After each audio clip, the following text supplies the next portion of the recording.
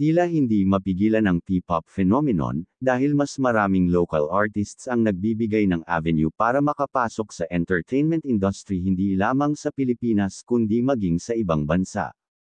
Isa sa mga breakout artist mula sa lumalaking genre na ito ay si Josh Cullen. Isang performer, songwriter, gamer, at ang pinaka-charismatic na miyembro ng award-winning na P-pop group na SB19. Marami na din siyang napatunayan sa mundo ng musika. Ngunit gaano na siya kayaman ngayon, at ano ang kanyang mga naipundar sa maikling panahon mula nang sila'y naipakilala sa mundo. Siya si Josh Cullen Santos, na mas kilala bilang Josh Cullen. Siya ay ipinanganak noong October 22, 1993, sa Las Piñas. Si Josh ay self-supporting mula sa edad na 15. Isang produkto ng isang solo parent family, siya ay nagsumikap upang mabuhay ang kanyang sarili para hindi siya maging pabigat sa kanyang ina.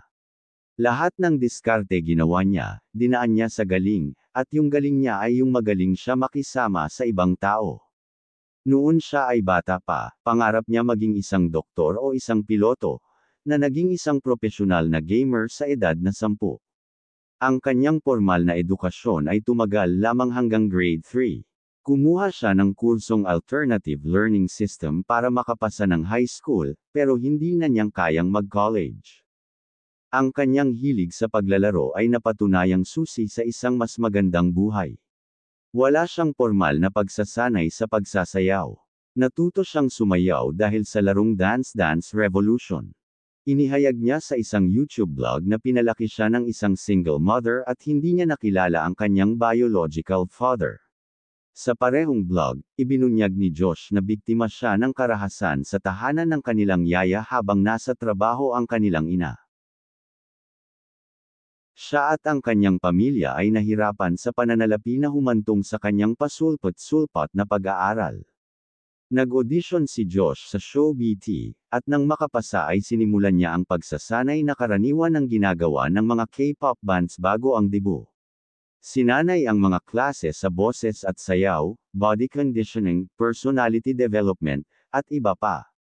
Noong October 26, 2018, nagdebut si Josh kasama ang mga kapwa-miyembro na sina Pablo, Stel, Justin, at Ken bilang P-pop group na kilala bilang SB19.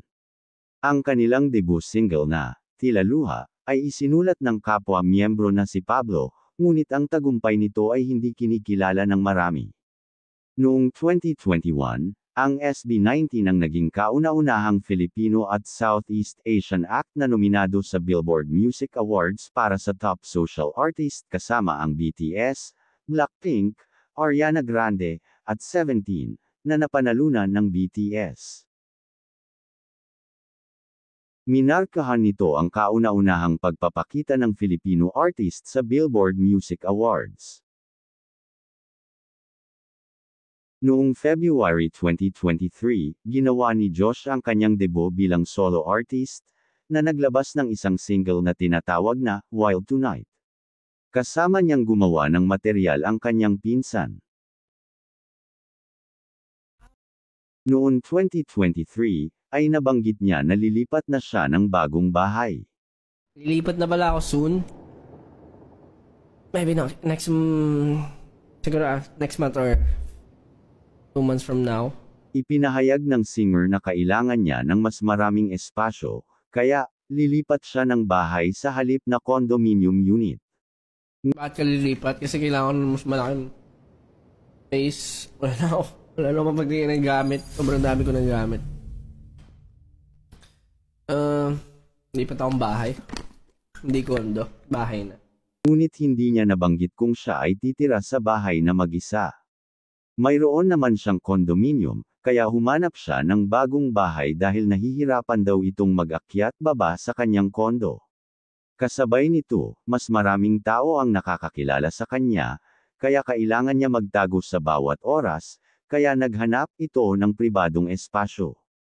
Nilinaw din niya na ayos lang sa kanya na makita ng mga tagahanga, ngunit may mga pagkakataong pakiramdam niya ay hindi siya gwapo at ayaw niyang makitang hindi siya maayos. Ibinahagi rin ng singer-dancer na inuupahan lang niya ang bahay dahil wala pa siyang sapat na pera para makabili. Gayunpaman, sinabi niya na siya ay nagsusumikap at nag-iipon upang tuluyang makabili ng bahay sa hinaharap. Bago tuluyang nagpasya na umalis sa kanyang kasalukuyang tirahan. Noong 2021, ibinahagi ni Josh sa mga tagahanga ang isa sa kanyang mga pangarap na natupad. Dito ay hindi pa rin makapaniwala na mabibili niya ang dati niya lang pangarap na sasakyan. Nabili ni Josh ang isang puting premium luxury line ng Geely Astera.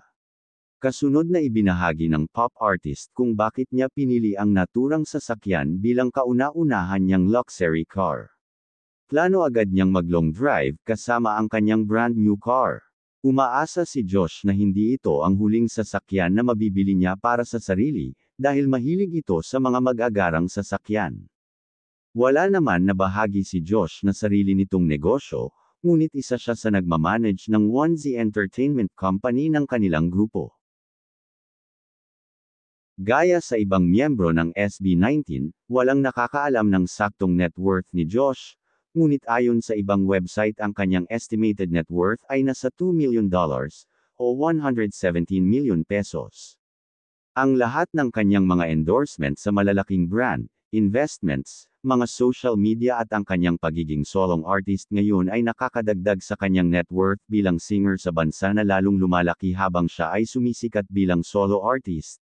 Isama pa ang kanyang activity bilang miyembro ng SB19. Nagkaroon ng girlfriend si Josh noon bago pa ito magdebo bilang miyembro ng SB19. Pero sa ngayon ay wala pa ito sa mga plano ng singer, lalo na ngayon na busy ito sa pagiging solo artist at iba pang mga ganap sa kanyang career. Natuklasan niya ang kanyang hilig sa pagtatanghal sa edad na 4, kaagad niyang napagtanto na ipinanganak siya para sa entablado.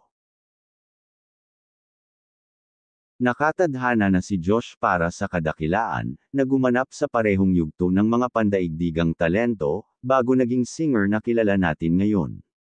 Sa maraming taon ng karanasan at isang walang kaparis na dynamic na hanay ng kasanayan, ang Las Piñas-born heartthrob na ito ay ang isang buong pakete. Ang kanyang makinis na mga galaw ay dumadaloy sa kanyang mga rap, at ang mga nakamamanghang visual ay mag-iiwan sa iyo ng pagkamangha, na ginagawa siyang isang tunay na kamangha-mangha ng pop music scene. Sa pagsisimula niya sa paglalakbay na ito bilang solo artist, nangako si Josh Cullen na dadalhin niya ang mundo mula sa mapang-akit na pop at rap hanggang sa dalhin ka sa dance floor na may hip-hop at electro. Higit pa sa isang solo debut, si Josh Cullen ay malapit nang maghatid ng musikal na karanasang walang katulad. Kung mayroon mali o kulang sa mga nabanggit ay pwede niyong linawin sa comment section. Salamat.